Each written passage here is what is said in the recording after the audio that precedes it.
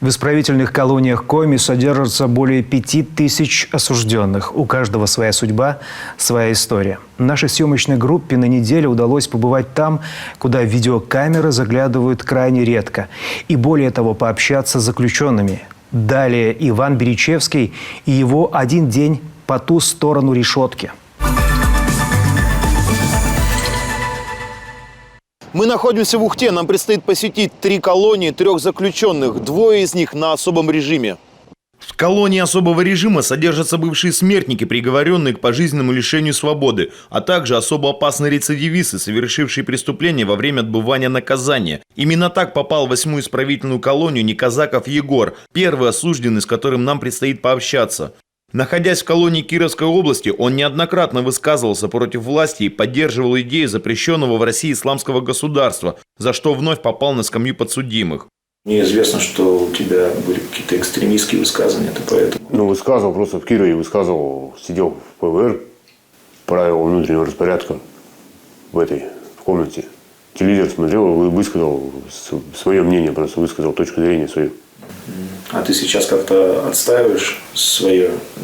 Нет, там же я отстаивал, а сейчас я согласен, что был неправ. Осознание своей ошибки пришло к Егору слишком поздно. Еще почти 3 года его домом будет отряд со строгими условиями. Можно сказать, что это тюрьма в тюрьме, страшнее только штрафной изолятор, в который незадолго перед нашим приездом Неказаков попал за нарушение режима, отказался от утренней зарядки. Казалось бы, мелочь, но таковы правила особого режима. Как позже он нам признался, нужно было следить за своим языком, еще там, в Кировской области.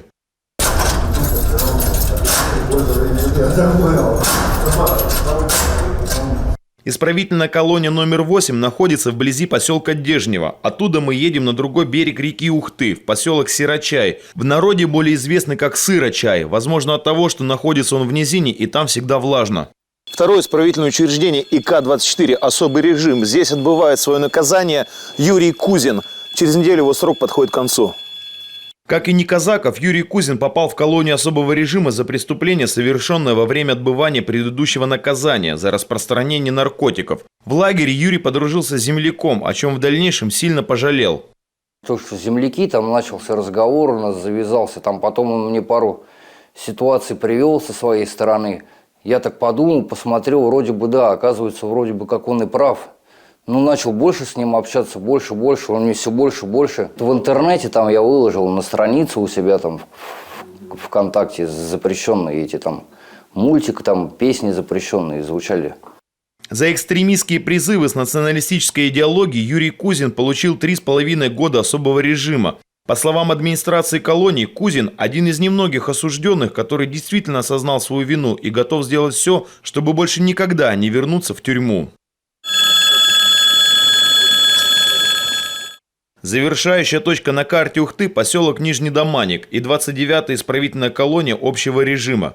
Сюда попадают в основном так называемые первоходы. Здесь отбывает свое наказание эмигрант из Киргизии, который приехал в Россию на заработки. Жавлон Сулайманов получил 6 лет за финансирование запрещенной в России международной террористической организации «Исламское государство». Для этого ему даже пришлось продать земельный участок у себя на родине. И через свою сестру отправил 700 000 рублей террористам, находящимся в международном розыске.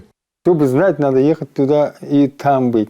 Мы не знаем. Здесь столько группировок, кто чем, я не знаю. Вы общались, когда со своей сестрой она говорила об этом?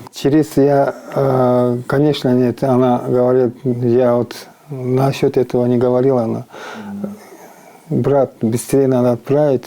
Сулайманов свою вину отрицает, и трудно поверить, что он помогал деньгами международному террору. Но зачастую так и бывает. По маньяку и не скажешь, что он может быть жестоким убийцей.